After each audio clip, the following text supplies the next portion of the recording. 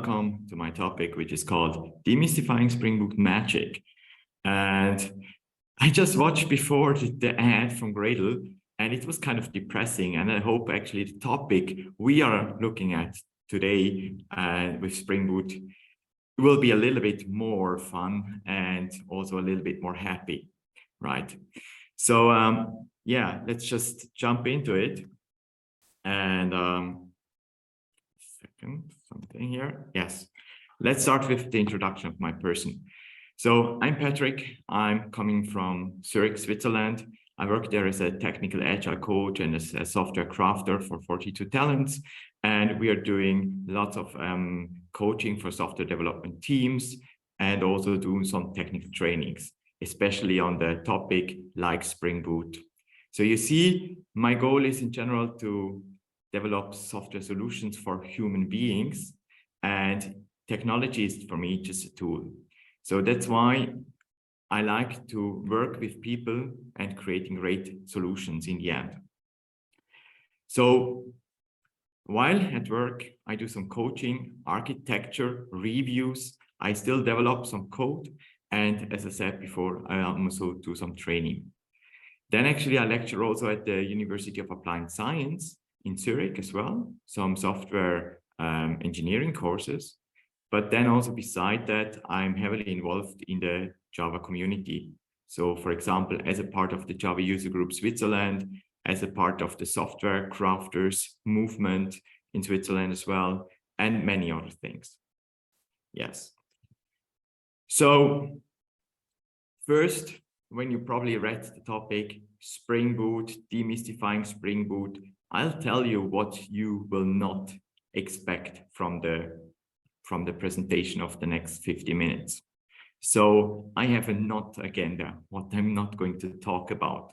I'm not going to talk about the very basics of the Spring framework, the configuration, and all these things. We will have a look at more specific on the Spring Boot topics, where we dive into several different areas. So my agenda actually looks like this. So we will talk about some parts in Spring Boot which are kind of fun, which are magical, I would say. And as you can see, we will talk about dependency management. We'll talk about some starters, auto configuration, property sources, some tools which are built in, like the failure analyzer. We are talking about what happens when Spring Boot starts, when you start your application, but also your test, for example. We talk about the packaging, and in the end, as promised in the description of the abstract for my talk, I'm going to show you how you even could build your own starter yourself, and even following there some of the conventions. So that's actually quite a lot to go through in the next, 45 minutes. So let's dive into the topic. Now, before we demystify things, I want to clarify two words, actually. Is it magic or is it just boilerplate code? And just like to have an idea why I choose this topic or this title, you get an idea that people are usually claiming, hey, it's magic, you know, so it just works somehow, but I have actually no clue. So you could say actually that magic is something when something happens at runtime and you have no idea, and you have to actually, you need to be able to read the code to understand what's going on. So if you would say if it's magic or if it's not magic, you could actually ask another question. And the other question is actually like, how big is the surprise, right? So for some who have never worked with Spring Boot before, have no background with Spring Framework, it might be quite a big surprise that within a few minutes, you can actually start your application, create the RESTful service, like from the REST endpoint down to the database. Yes, just like maybe 2 or 3 minutes. And that sounds like quite a lot of code which was externalized and so on, right? So for some who doesn't know, definitely magic. But magic might be also another thing. For example, if you violate ideas like the single responsibility principle, or for example, the command query separation. So if you violate these things, it might be just like strange, right? Using the right words for a pattern, but abusing them in a totally different way. On the other side, boilerplate code would be something you write over and over again. So probably like when you think of Spring Boot, if things are externalized into some auto configurations, maybe that's great because you don't need to write boilerplate code. When we talk about boilerplate code, you probably also like remember the old days when we wrote Spring applications, when we copied over the configuration from the previous project, and we also copied the bugs and maybe the features we didn't want to have in the project first into the new project, right? And boilerplate code, you write it over and over again. It's actually boring code. It's something nobody likes to write. So question is now, is it magic? Is Spring Boot like this kind of boilerplate code? And I would say actually both is subjective to the reader of it, right? And both is definitely not bad. Magic, as a person, I like to be surprised, but I don't like to write boilerplate code. So boilerplate is definitely not the opposite of magic, just like that, you know. So probably if you think of all these modern web frameworks, there might be too much magic in there. And I like to quote a good friend of mine, David Tanter from Austria, Linz. He said, boilerplate is mostly a problem when writing code, magic when reading and debugging. We read and debug more than we write. And that's actually true, right? We need to, while adding new features, we need to read quite a lot of code. And we want to know actually what's going on behind the scenes. So finding the perfect sweet spot is usually quite difficult. And it also depends on like your knowledge you have already gathered in that specific domain. So the thing is, magic becomes knowledge. So people say usually it's too much magic until you read the docs, several books, the source code, and after that, the magic becomes knowledge. That's right. Just read the documentation and you will find everything is not so magical anymore as it was before. But we know we don't like to read documentation, and also reading code is sometimes really, really hard. But that's very typical for us, right? So I want to like demystify with you some Spring Boot magic. I'm going to explain you like what's going on behind the scenes, how certain things are working, and even how you can leverage this to your advantage. So as you know, Spring Boot is something which is bootstrapping your product you're going to build in a faster way. Setting up a project doesn't take a lot of time, but what I really like about Spring Boot is that it's actually production ready. It has production ready defaults. And that's very, very important, because if you just develop something fast and you think, oh, now I can deploy it into production, then things are automatically defined in a very good way, which you could deploy that into production.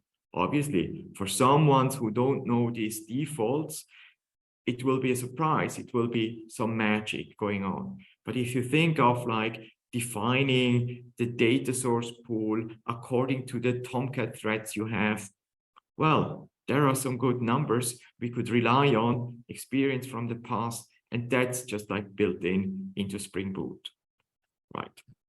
So let's start with the first tool I like a lot, because it saves me quite a lot of time, and probably it's also something you go over first when you start with Spring Boot, because you are realizing that the Spring Boot dependency management is really an awesome feature which saves quite a lot of time. So as we know, while starting a Spring Boot application, you would actually inherit the starter parent from Spring Boot. This one has already predefined things in there.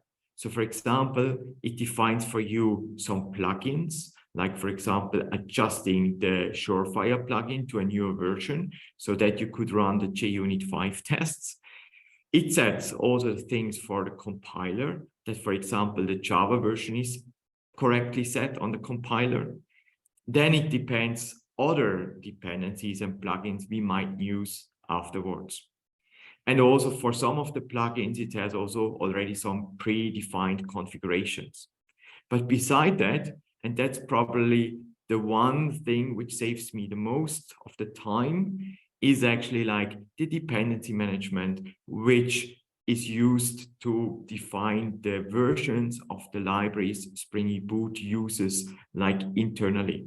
So if you think of actually creating the application, having Spring MVC in there, validating your request coming in with the Hibernate validator, these things have to play together, and things which are like within the Spring Boot release train are defined that they work together very well.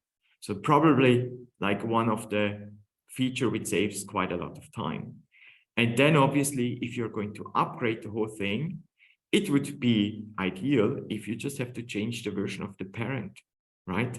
So from 2.73 till, for example, a snapshot of the Spring Boot version 3.00, something like that, and all the versions are upgraded. Well, reality is not like this. Usually in my applications we have about like 5 to 10 libraries we have to specify ourselves with the versions, where we have to maintain the versions ourselves. But beside that, we just go like with the Spring ones or with the Spring Boot ones. So no version defined is quite a huge thing. And that's something you get over the whole hierarchy from Maven. So if you create the Maven project, you will inherit all these versions for the plugins, but also for the dependencies. Beside that, obviously, if you're working with Gradle, that works in a very similar fashion. I just don't have slides for this. But in Gradle, since you cannot create hierarchical projects, you would use plugins for this. So there is a plugin actually for the dependency management from Spring Boot. And obviously there is also a Spring Boot plugin. And the dependency management plugin will solve the problems the same or in a similar fashion as we have it here, like within Maven.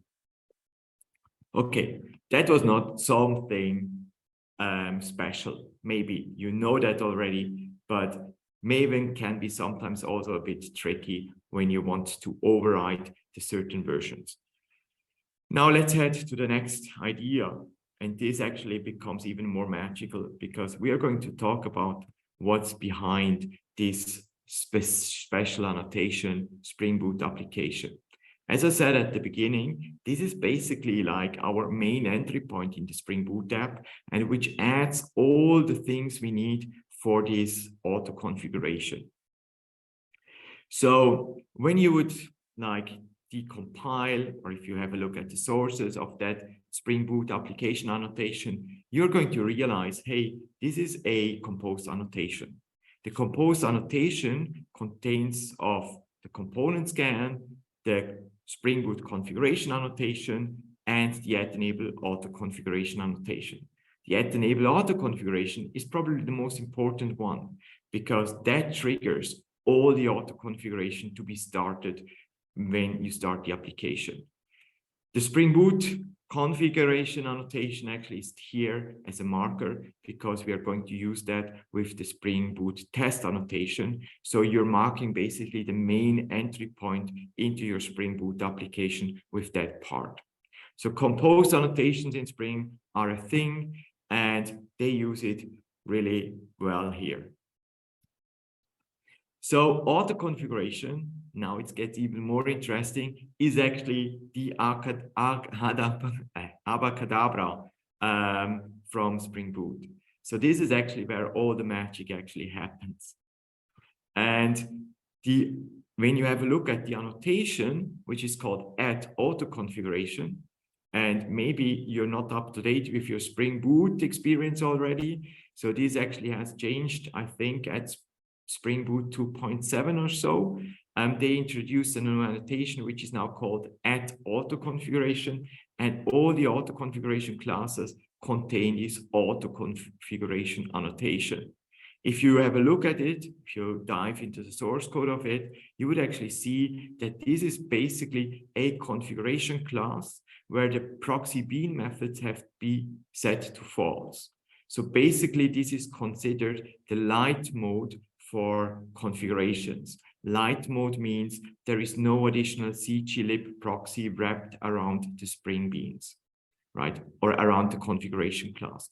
This actually improves quite a lot the startup time of your Spring Boot application if there is not a need for an additional wrapping proxy.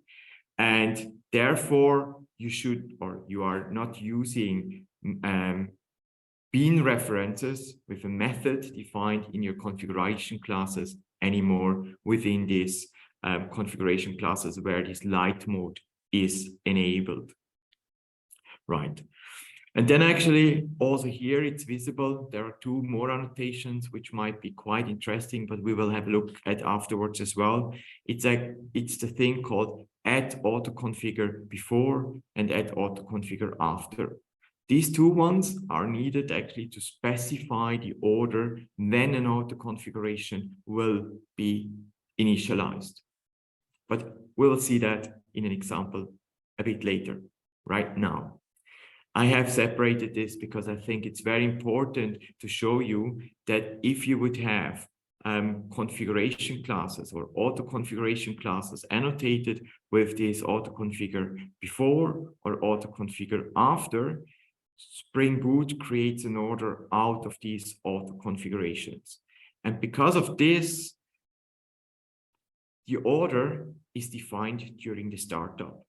And if you look at this picture, you would probably say, hey, that makes sense. I need a data source. The data source is used in the JDBC template. And for my repositories, I would use the JDBC template as an example to then access the database through that JDBC template. So the order is really important, that the objects are created in the right order and that we don't get some weird side effects. And with this auto configure before and after, you can actually specify at which point in time you will, or your configuration, your auto configuration will be triggered. Right. So for example, we have nothing added, but if you think of transactions, you could imagine that transactions should be probably defined even before the data source, or maybe just right after the data source. But if you use the JDBC template, then the things have to be there. So internally, when Spring Boot is actually starting, they are loading something called this, it's called import candidates. There is a file in the meta-in folder Spring, which is called org Spring framework boot auto configuration imports. And this one contains now all these auto configuration classes. Just to give you a shot of the default Spring Boot auto configure jar file, you would see a list of about, I think about 140 auto configuration listed in the current release. This thing has a quite long name, and I realized today that in my abstract, I wrote that I'm going to talk about Spring Factories. Spring Factories is still there, but actually you don't add the auto configuration classes anymore into these Spring Factories. That's why we have these import candidates now in a specific file, because you can imagine these Spring Factories file get longer and longer and longer. So they externalize that and they use another class actually to load now these days the auto configuration here. Maybe as another hint or another idea to share, this file does not have a comma backslash at the end. So you don't need to take care of this anymore if you want to have the property specified over multi-lines. Makes it also easier from a developer perspective. Good.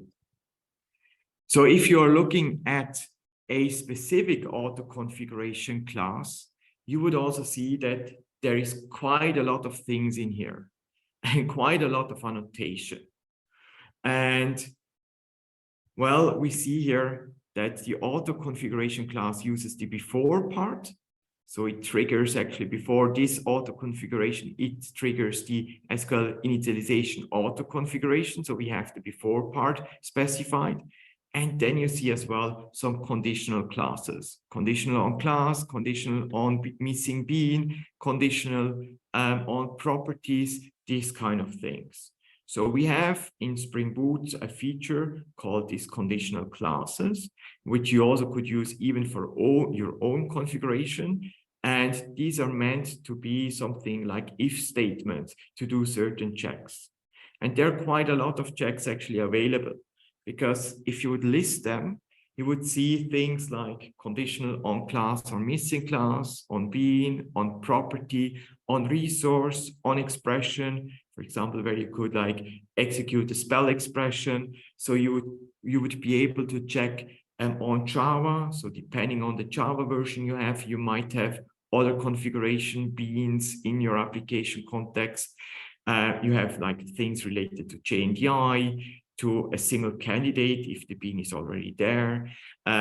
Or for example, if you have a war deployment instead of a jar deployment, or if you're running as a web application, or even if you're running in the cloud. And then also you could check like which cloud, right? So there are plenty of those conditional annotations, and actually you could even write your own ones.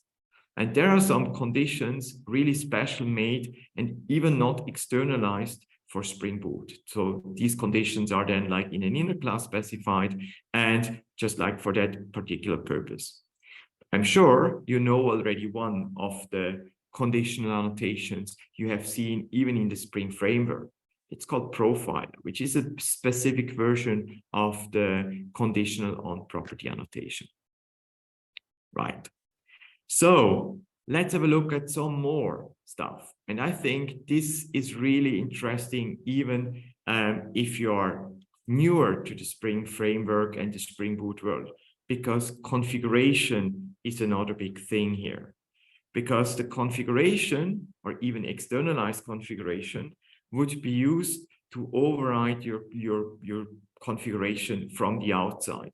You probably know the 12-factor app where they say, configure your cloud application from the outside, like environment variables, like other things. And in Spring Boot, we have a mechanism which leverages the things we know already from the Spring framework, where we have this environment abstraction. And actually, Spring Boot adds even more property sources to this environment abstraction. And if you're going to check the documentation, you're going to find about 14 points. I just have on my slide a simplified version of it. You would find about 14 points where this external configuration can come from. Obviously, that might be some things like property files, different kinds of property files, as you can see on the list. You have system properties, environment variables, for example. The predefined properties, for example, like these application properties or application YAML from Spring Boot, and many other things. And if you even would deploy your app into Kubernetes, you would be able to access secrets and config maps the same way. So this is actually quite interesting, and sometimes overriding these property sources might be difficult, because you can imagine in this environment abstraction, we have several buckets, and basically we go from the first bucket to the last bucket through. And when the first one actually hits, the first key lookup hits, then you get the value out of this one. Otherwise, fail over to the next one, fail over to the next one, and so on. And I just highly suggest you to debug that yourself, because I think it's quite interesting to see how you could then override things from the outside. And obviously, as we can see, testing will always override things, because in testing, we want a specific setup for our Spring Boot application. And therefore, we have to override the things. Right. Okay. So configuration inside this environment abstraction. Now, Spring Boot actually comes also with another nice feature, which is also a little bit special because it can behave a bit different than actually what we probably were used when we did the Spring Framework applications. Configuration properties is something where Spring Boot helps us to bind properties to another Java object. And that other Java object will be a Spring Bean afterwards. So that means like these configuration properties, in other words, can be added to any kind of Spring Bean. So for example, if you have a Java configuration and you have a add bean annotated method, you could even place config properties on such a bean definition. Or for example, if you have a component, you could even say use configuration properties on a component. So in any way, the thing should be a Spring Bean because an internal feature, which is called something like a bean post processor, will actually bind the values in the bean lifecycle to the object. And as you can see here, now this configuration properties is actually replacing the add value annotation in a more relaxed way, because add value would use the full key name to inject the value into a field or into a constructor or whatever you want to inject, right? So configuration properties avoids the duplication of the keys. So that's why we're having a prefix here, where we specify something like product.tenants, where the tenants is actually the field specified in the class. And I specified even a list so that you see an example of being able to have an array where we add basically the tenant 1, tenant 2, tenant 3 to a list of strings. Great. So the binding actually happens here, but even it goes further than that, because this still sounds very familiar, or we could actually live with that, I think. But the next point, which is actually even more important or interesting, is something called relax binding. So Spring Boot uses a relax binding approach for these configuration properties. So for example, you could specify a prefix and having in there in the class a field called like host URL, as we do here. And then you see the valid matches of the property names below. So we see like a property name which follows the convention of camel case. So you have then a convention which is called kebab case with the dash in between. And then obviously, if you're going for the next one, you call that probably snake case, if this is familiar to you, or maybe you have some background with Python. And others are calling this even screaming snake case, or you could say like that's the way how we write environment variables. So the relax binding actually will be satisfied even with the specification of those properties in these different ways, and they will be automatically mapped. So you can imagine that if you're going to specify a property, for example, like if you would start a Docker container and you pass to the Docker container just an environment variable from the outside, you would probably use the uppercase way of writing. And internally, Spring Boot is going to translate it in the other 3 ways so that you can use it for the configuration properties, for the binding, but as well also with the add value annotation. So that works there within Spring Boot since the properties are translated. So that means you can write it in any way and you can consume it in another way, and it still works just because all the properties get translated behind the scenes. Quite nice feature, especially if you have to follow some standards to name, for example, environment variables, or maybe properties, system properties, for example, or properties in a property file. You just always have to follow in a specific manner. But the suggested way actually to do it is to use the kebab case. So the second approach where you have the dash in between. And that's also something you see when you're using a good IDE and you use auto-completion on your property or YAML files. They will always define the dash as the default value. Okay, so let's have a look shortly at Spring Boot test. Spring Boot test is actually something where you are able to start Spring Boot, your Spring Boot application. So basically, you're going to search for the class which contains the Spring Boot configuration annotation, and that's the entry point for our Spring Boot application. So this one will then also load, obviously, the whole auto configuration. And what you're going to do is you're starting for your test with this Spring Boot test annotation. You're going to start a Spring Boot app. And for example, if you have Spring Boot Starter Web added, you will actually recognize that there is even a port open and you could access over the network your Spring Boot application. Spring Boot test allows you quite a lot of customization. So you could, for example, like specify your own properties for the environment. So basically to override the things so that your properties will win in the hierarchy of the property sources. And then also you are able to specify like in which environment you want to run it. If you want to run it, for example, on a defined or a random port in a mocked environment, or if it's just a regular command line application. Because depending on what you're doing, your startup time might be faster. And you are going to choose that obviously because of reasons.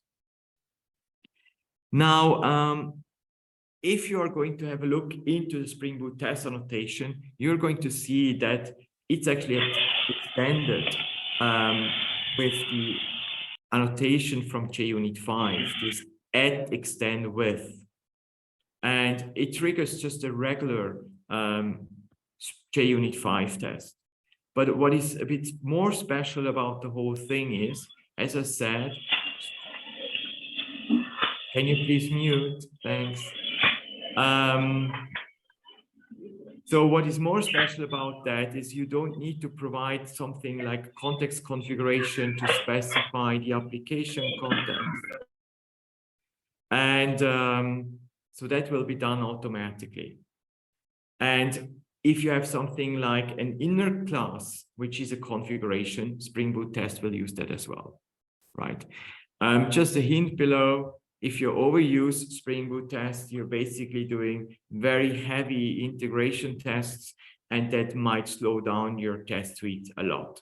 So think of the whole testing pyramid, choose your battles wisely, and maybe even use a feature from Spring Boot, which is called slice testing, where you can just like specifically test a slice with the auto configuration. Unfortunately, I think I missed that slide, so I cannot show you how that would look like. But just take that and look it up in the documentation, or you find some examples. Another nice feature, which you always come across when you start your Spring Boot application and something actually happens, is the failure analyzer. So probably you know that exceptions, and I had to shorten it quite a bit, look really, really ugly. And you have to find and search and try things to find out what actually was the problem, right? And in Spring Boot, they built in some failure analyzers, and actually you could actually write your own ones as well if you want to, which help you to better understand what's going wrong. And like one example here I show you is if already the port is used by another Spring Boot application, for example, and you start a second one, it will fail and it will tell you in clear text what is the problem. So it makes it even easier to understand what the problem is, because the failure analyzer can detect things like beans not found, or you have a problem with the bindings, or for example, port in use already, and so on and so forth. So write your own custom failure analyzer if you're, for example, writing also your custom starters. Okay. Another thing which might be interesting is something which is also kind of magical, but the ones who have a bit more experience in our field probably know that fetch jars are not really a new thing. So Spring Boot just like standardized it in a way, we could say, because everyone is writing Spring Boot apps, so all have the same kind of fetch jars. So fetch jars existed already before, like Uber jar, one jar, or even maybe you have seen something like done with the Apache Maven Shade plugin. And the fetch jar, which is created by Spring Boot, is actually even more than that. So if you have a look at into the Spring Boot fetch jar, which is actually created, you would find that a lot of extra classes are there because the class loader needs to be overridden. Then, for example, there are files in there like in which order the jar files need to be loaded because they're not exploded. They are inside a boot-in flip directory. And when you would list them, maybe the order how you would load with the class loader these jars would be different. And they did quite a lot of things to make sure that starting your Spring Boot app from the command line will be actually the same as you would run it in your IDE, where the dependency management is done with your build tool or dependency management tool or your IDE as well, right? So lots of things actually went into this to make it stable, and obviously that it behaves always the same way. If you are looking at the fetch jars, they contain quite a lot of things in there. And if you would now deploy this to a Kubernetes environment or in a containerized environment, then actually a fetch jar is a anti-pattern. Because the problem is it would create just like a huge layer in your container, and that's not a good idea. So therefore, Spring Boot provides you even possibilities. I mean, there is for the regular Spring Boot Maven plugin, there is a thin layout extension, which is more like experimental. But if you use other things, like, for example, the build image command, you will actually see that then the build packs which are used to create the Docker containers would expand or extract the whole fetch jar, and it will create a proper structure for your containers that in the end, if you need to do a rebuild, that your layers will be just like very, very thin. So in the end, we want to have tools to create even containers that you're not going to use fat layers because you made the mistake that you just added the jar. And then also, when you think of rebuilding it, probably only your classes have changed, right? So therefore, you would have to like replace the whole big layer. Now, other thing, which is actually quite nice if you're using the build image task on your Maven plugin or even on your Grail plugin, and they use behind the scenes this kind of thing called Paketo. It will manage the layering, obviously, but also it creates for you a container which is considered safe. What I mean with considered safe is, for example, you would run your application with privileges, which are not root privileges, but which are like a user privilege, right? So things were done like this with the Paketo build tools. Okay, so let's have a look at another thing, which I think is quite awesome. Sometimes you have to find out what will be your flow. And this is called the DevTools. And the DevTools, obviously, beside when a Spring Bean has changed, reloads the application context, has also a feature that, for example, you could have properties on your machine, which are only valid for your machine and your Spring Boot applications, and they will be added as well. You probably have seen that on the environment slide I have shown before. It was listed quite high as DevTools. Right. Then actually, another thing you probably would like to know is that you would have remote debugging. So that means if you deploy your application into a container environment, you could debug over HTTP into your pod and debug your application there, instead of using a TCP port, finding someone at the cloud provider, allowing you to do that. Right. Okay. So another thing I like quite a lot is actually the community, because that's really magical as well. And there, the Spring team is helping you out, and I've added, for example, the Twitter handles of them, because if you have a problem, they will help you for sure. Usually they are going to ask you to add your question to Stack Overflow, that others will find the same question again, and they would provide you the answer there. But from my perspective, I can tell you, it happened to me that I read this. So Phil Webb, like I think a few years ago, he wrote that he found a new way in his workflow at work. And he said he's just going to read the emails, basically. And actually continued, then he said, yes, but I'm going to read the tweets, and that's maybe just good enough. And when I read this and I had a problem, I thought, let's do this. And I wrote a tweet actually like saying, hey, now I have a problem with my Spring Boot starter I wanted to create. And I was like, mentioned at Spring Boot, and Stéphane Nicole from France was writing back like, I think like 15 minutes later.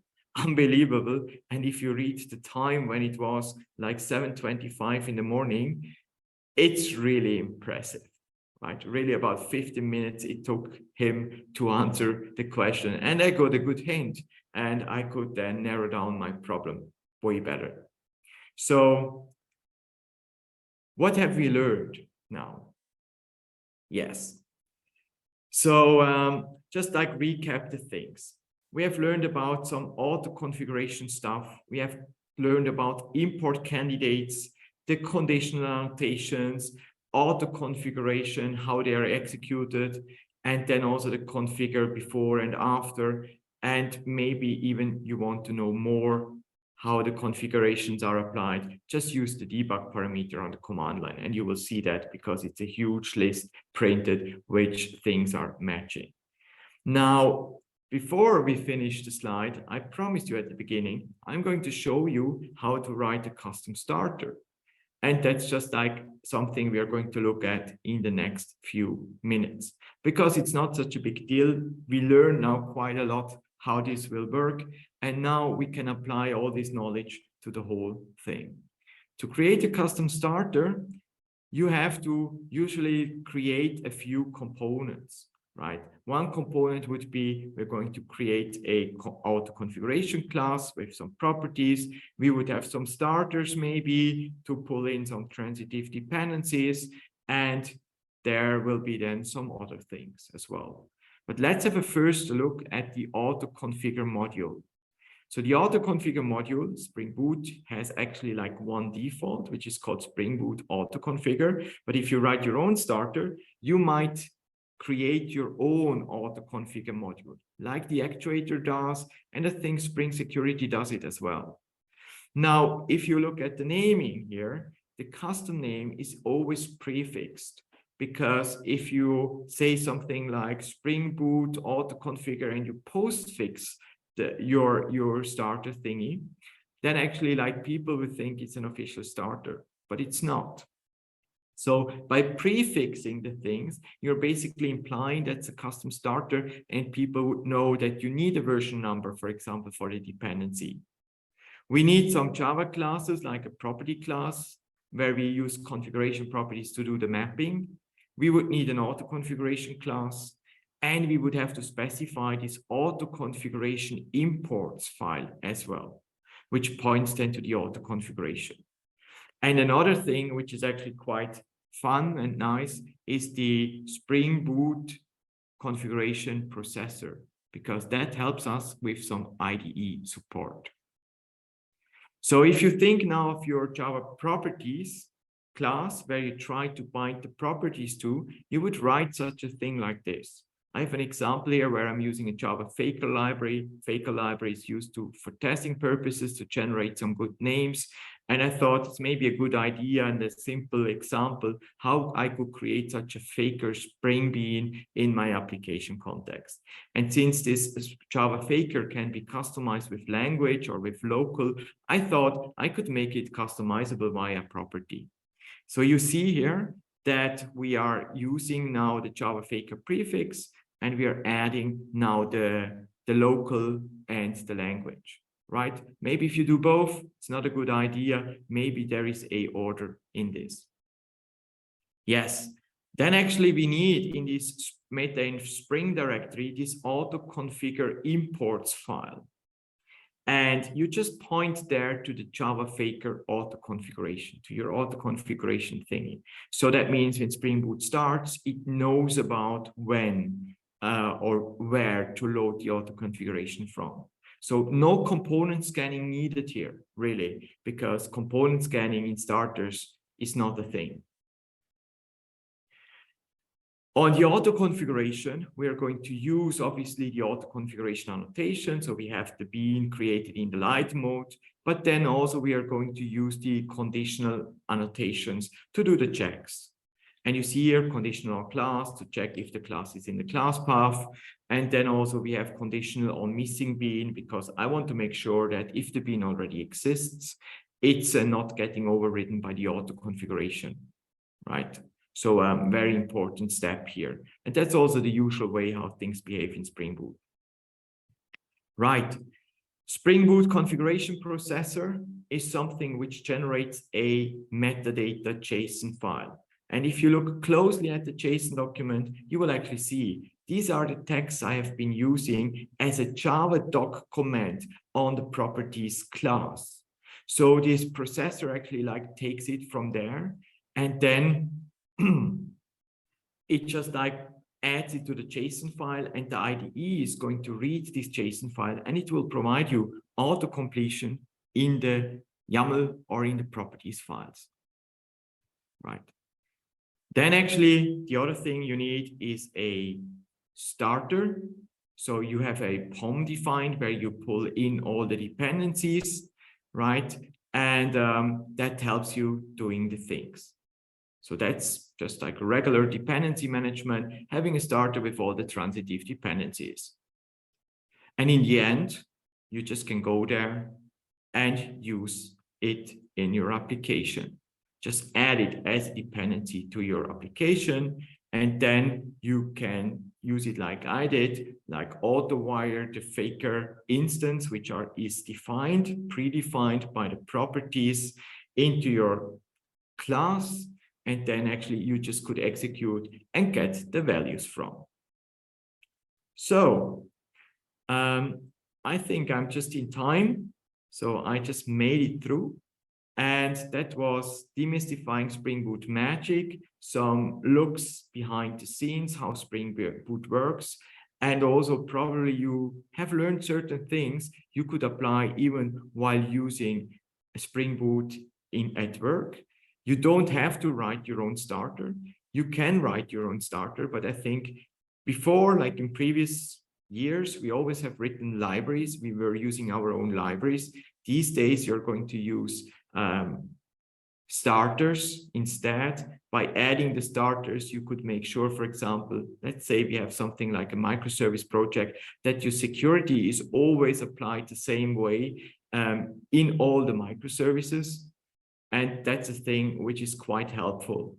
And obviously, you probably know that Spring has quite a lot of customizers you could use, and starters could help creating those customizers, which could then change, for example, Spring Beans, like something like the REST template builder, adding things like headers or authentication to the REST template. Or for example, also when you think of Spring Security and you want to add some other customizers to Spring Security, that's just also a way how you could provide that without actually like writing boilerplate code. Great. I'm done with my presentation. So let me shortly check the questions in the chat.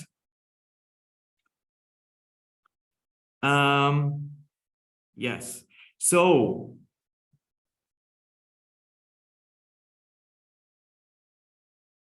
Somebody was asking if my presentation is Reveal.js. No, it's not. I'm using something called MARP. MARP CLI is just very similar to Reveal.js, but I like it because there is a Visual Studio Code extension, and you can have a preview of your Markdown files, which are then your slides in the Visual Studio Code in the preview view. And this is for me just like an awesome tool, and I like it quite a lot because I can have like other plugins in my Visual Studio Code while writing the slides, and I still can use, like with Reveal.js, some CSS styling the application. So have a look at that. I can probably write the link afterwards also to the chat. I like that a lot, yes.